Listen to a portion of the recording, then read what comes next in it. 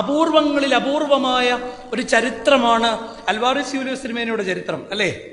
മലങ്കര സഭയിൽ ജനിക്കാതിരുന്നിട്ടും മറ്റൊരു വിശ്വാസത്തിൽ ജനിച്ചിട്ട് ഈ സഭയുടെ വിശ്വാസം ശോഭയുള്ളതാണെന്ന് കണ്ട് മരണപര്യന്തം ഈ സഭാവിശ്വാസത്തിൽ ജീവിതം വിശുദ്ധിയോടുകൂടി ജീവിച്ച് വാഴ്ത്തപ്പെട്ട പദവിയിലേക്ക് എത്തപ്പെട്ട ഒരു പരിശുദ്ധ പിതാവ്. ഈ അപൂർവങ്ങളിൽ അപൂർവമായ ചരിത്രം മലങ്കര സഭ ഘോഷിക്കുമ്പം ആ മധ്യസ്ഥയിൽ അഭയപ്പെട്ടുകൊണ്ട് നാനാദേശങ്ങളിൽ നിന്ന് ഈ ദേവാലയത്തിലേക്ക് ഇങ്ങനെ ആടുകൾ തടിച്ചുകൂടി വരുമ്പം എന്താണ് നമുക്കുണ്ടാകേണ്ടുന്നൊരു ജാഗ്രത? അതൊരു എന്തിനാണ് ഈ മധ്യസ്ഥത കൊണ്ട് ഇപ്പൊ തിരുമേനി ഓർപ്പിച്ചതുപോലെ ഈ ഉയരങ്ങളിലിരിക്കുന്ന വിശുദ്ധരുടെ ചിത്രങ്ങൾ അല്ലെങ്കിൽ അവരുടെ അനുഭവങ്ങൾ എന്താണ് നമ്മളോട് പറയുക? പലപ്പോഴും നമുക്ക് പറ്റാവുന്ന ഒരു അബദ്ധമുണ്ട്.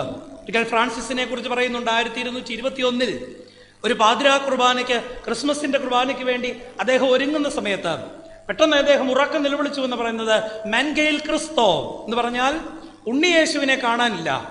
ഇന്ന് നമ്മുടെ വിശ്വാസങ്ങളിൽ ഒരുപാട് വിശുദ്ധരുണ്ട്. നമുക്ക് വിശുദ്ധരുടെ മധ്യസ്ഥതയൊക്കെ വളരെ ശക്തമായിട്ട് ആഘോഷിക്കുമ്പം മറന്നു പോകുന്ന വളരെ ശക്തമായ ഒരു കഥാപാത്രം ആരാന്ന് ചോദിച്ചാൽ അത് ക്രിസ്തുവാ.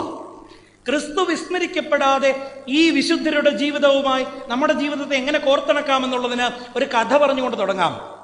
ഒരിക്കലൊരു മനുഷ്യൻ വന്യമായ വളരെ ഒരു വലിയ ഡീപ്പ് ഫോറസ്റ്റിൽ അകപ്പെട്ടു പോയി. എങ്ങനെയാണ് അകപ്പെട്ടതെന്നറിയില്ല, പക്ഷേ അദ്ദേഹത്തിന് ഒരു കാരണവശാൽ പുറത്തു കടക്കാൻ കഴിയുന്നില്ല. അത്രയ്ക്ക് നിബിഡമായൊരു വനമാണ്. ആ ഘോരവനത്തിൽ ഇങ്ങനെ വളരെ വെപ്രാളപ്പെട്ട് ഈ മനുഷ്യൻ ഇങ്ങനെ വഴിയറിയാതെ, ദിക്കറിയാതെ, ദിശയറിയാതെ ഉഴലുമ്പം അദ്ദേഹം ഒരു നിമിഷം മൗനമായിട്ടൊന്ന് കണ്ണടച്ചിരുന്ന് ചിന്തിക്കാൻ തുടങ്ങി. അപ്പോഴാണ് അദ്ദേഹം ഓർത്തത്, ചെറുപ്പത്തിൽ അദ്ദേഹത്തിന്റെ വല്യമ്മച്ചി അദ്ദേഹത്തെ ഒരു പാഠം പഠിപ്പിച്ചു കൊടുത്തിട്ടുണ്ട്. കാടിന് പുറത്ത് കടക്കാൻ ഒരു വഴിയുണ്ട്, ഒരു പോംവഴി. എന്താണ് പോംവഴി? അത് മറ്റൊന്നുമല്ല, എവിടെയെങ്കിലും ഒരു നീരൊഴുക്ക് കണ്ടാൽ, ചെറിയൊരു അരുവി ഒഴുകുന്നത് കണ്ടാൽ നീ അരുവിയെ പിന്തുടരണം. ആ ജലത്തിന്റെ നീരുറവ ചെന്നെത്തുന്നിടത്ത് ഒരു ജനസഞ്ചയത്തെ നിനക്ക് കണ്ടെത്താൻ കഴിയും.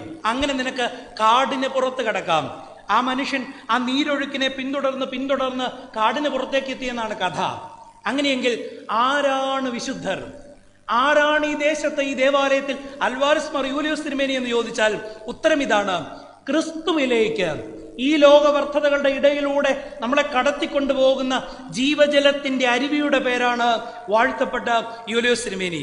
അതുകൊണ്ട് നമ്മുടെ മധ്യസ്ഥത ആ വിധത്തിൽ ക്രിസ്തുവിലേക്ക് എത്താൻ, ജീവിതത്തിൽ എങ്ങനെ രൂപാന്തരപ്പെടണമെന്ന് ജീവിതം കൊണ്ട് സാക്ഷീകരിച്ച ഒരു പരിശുദ്ധന്റെ മണ്ണിൽ നമ്മൾ ഇന്നായിരിക്കുക.